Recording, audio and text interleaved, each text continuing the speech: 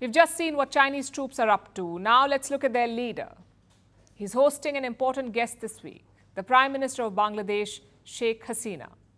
She arrived in Beijing yesterday and she will be leaving tomorrow night. It was originally supposed to be a 4-day trip, but it seems to have been cut short, not because of any issues though. It just looks like Sheikh Hasina has been quick to wrap up business. She's no stranger to Beijing. It's her 5th trip to China. She last visited in 2019, so she knows the ropes and she knows how to get the job done. Today she took part in a trade summit dubbed the Rise of the Bengal Tiger. Prime Minister Sheikh Hasina attended this event and walked away with 16 deals, 16 MoUs, Memorandums of Understanding. Just 4 of these are worth about $500 million. They cover a number of sectors: fintech, electric vehicles, solar energy, textiles. Chinese firms are investing in all these industries in Bangladesh, and Sheikh Hasina will be thrilled. After all, this was why she went to Beijing, to secure Chinese investments.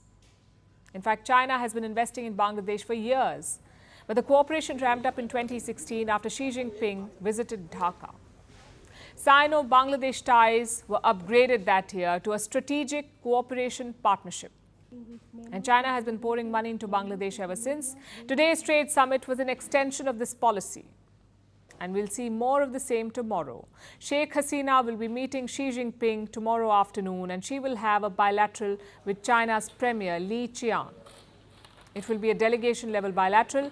Bangladesh is expected to walk away with even more MoUs, more deals, and possibly another upgrade in its relationship with China. The ties might reach the next level to become a comprehensive strategic cooperative partnership. It's basically symbolic.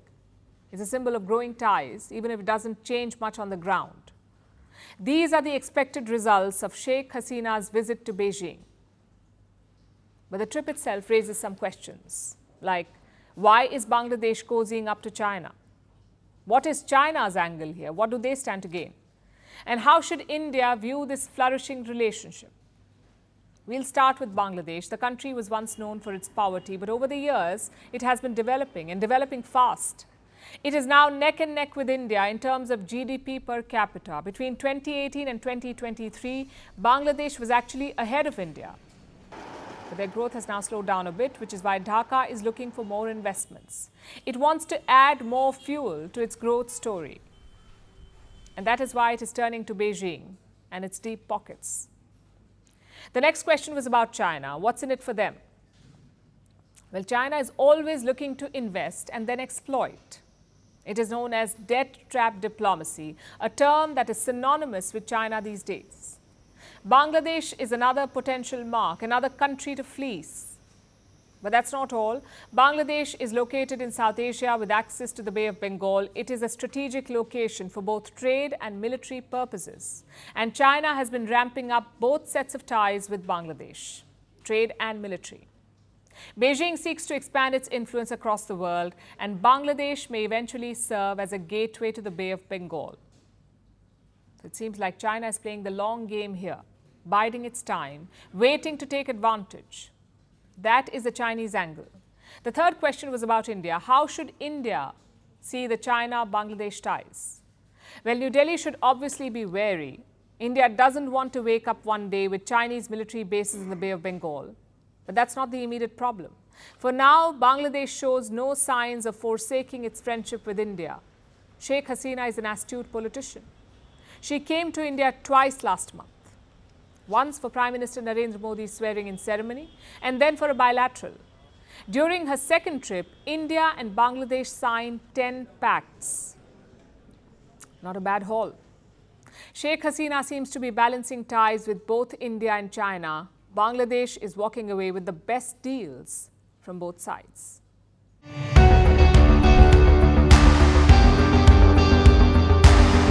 Across continents, one powerful news source. Bringing you diverse perspectives on the issues that matter.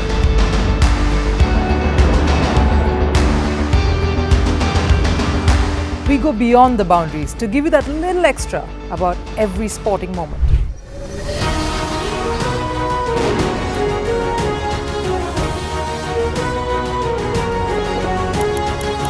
So thank you for making Firstpost 5 million strong. We're counting on your support, and you can trust us to bring you the news unfiltered and unvarnished.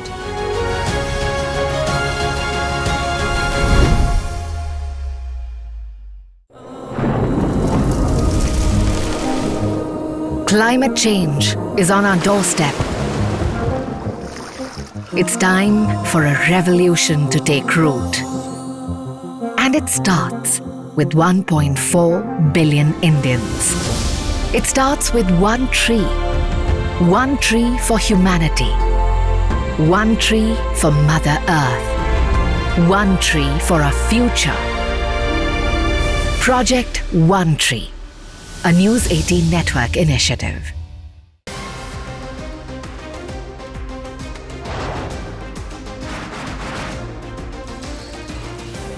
Obviously today, the T20 World Cup bandwagon has moved across to the West Indies.